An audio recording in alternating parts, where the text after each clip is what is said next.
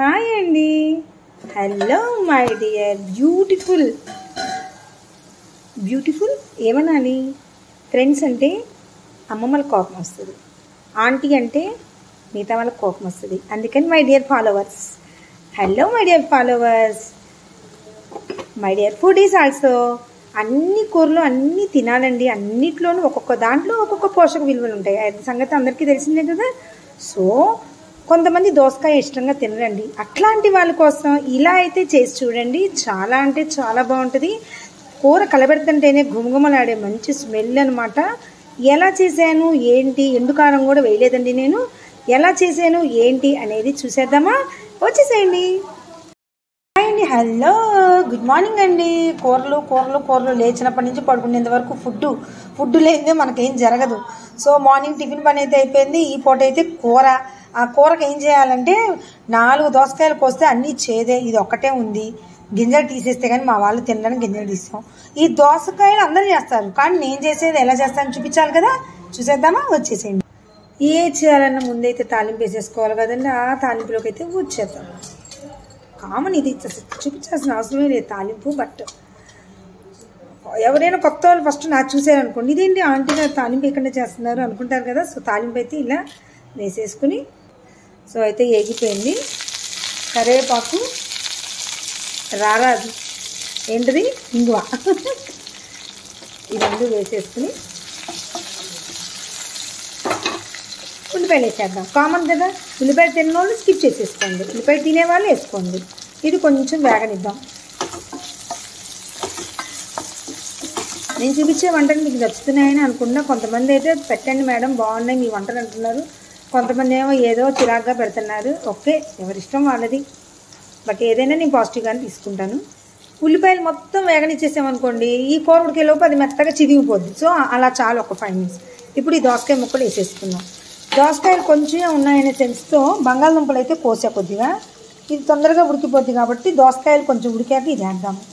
ఈలోపు ఈ కూర ఇలా మగ్గేలోపు మనము ఒక కారం రెడీ చేసుకున్నాం. ఏంటంటే ఆ కారం వచ్చేయండి చూపిస్తా.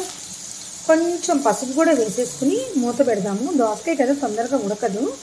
ఇది కుక్కర్లో వేసేసుకుని తొందరగా ఉడికిద్ది, కానీ అంత టేస్ట్ అనిపించదు నాకు దోసకాయ విషయంలో. అందుకని నేను ఈ విధంగా వేస్తాను. ఇప్పుడైతే చక్కగా మూత అయితే పెట్టేసుకున్నాను.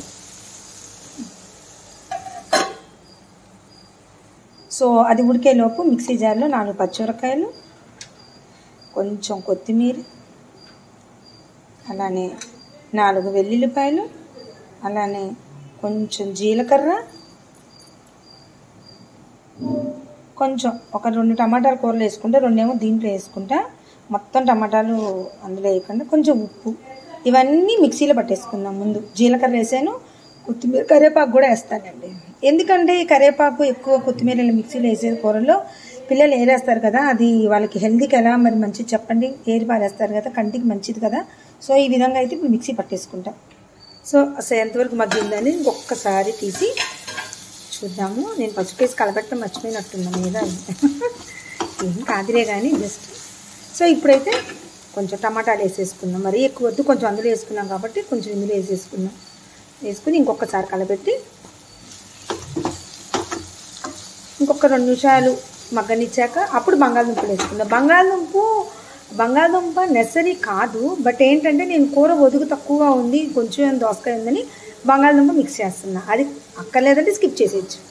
సో చాలండి. ఇంకా ఇప్పుడు మనం బంగాళదుంప అయితే వేసేసుకుందాం.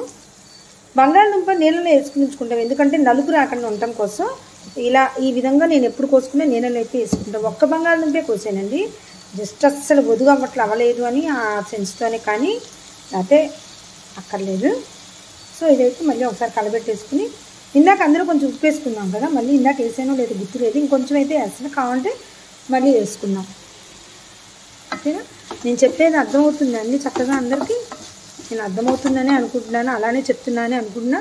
ఏదైనా తేడా ఉంటే తిట్టకండి, కొంతమంది తిడుతున్నారు, తిట్టకండి, మంచి కామెంట్ పెట్టండి. నేనైతే చక్కగా చేసి చూపిస్తున్నాను ఓపిక్గా.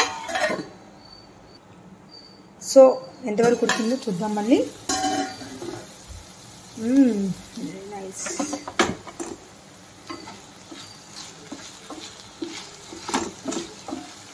ఓకే అండి, ఇప్పుడు మనము నూరు పెట్టుకున్నాం కదా ఈ కారం, చూసారా, మరీ పేస్ట్గా చేయలేదు నేను, ఈ విధంగా చేసుకుని ఇది ఇందులో వేసేద్దాం. ఇందులో ఈ పేస్ట్ అంతా వేసేసుకుందాం. ఇంకా ఎటువంటి ఎండు కారం వేయక్కర్లేదండి, ఇది సరిపోద్ది.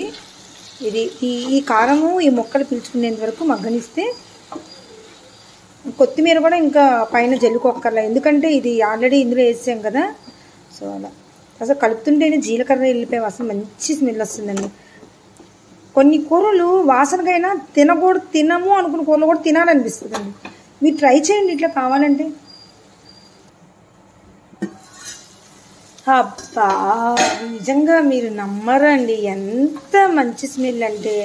అసలుకి దోసకాయ తినను అనేవాళ్ళు చాలామంది ఉంటారు. కొంతమంది గింజ తీస్తేనే తింటా అంటారు, కానీ గింజ కూడా ఉండాలండి. ఎంత మంచి స్మెల్ తెలుసా, ఎందుకు జీలకర్ర, వెల్లుల్లిపాయ, కొత్తిమీర ఈ మూడిటి స్మెల్ మిక్స్ అయ్యి మంచి స్మెల్ అయితే వస్తుందండి. అసలు అద్దరిపోద్ది టేస్ట్. ట్రై అయితే చేయండి. అయిపోయిందండి, కూర చక్కగా ఉడికిపోయింది. నచ్చిందండి? నచ్చితే లైక్ చేయండి, షేర్ చేయండి, సబ్స్క్రైబ్ చేయడం మర్చిపోకండి. మీ సలహాలు అయితే ఇవ్వండి, తిట్టకండి ప్లీజ్.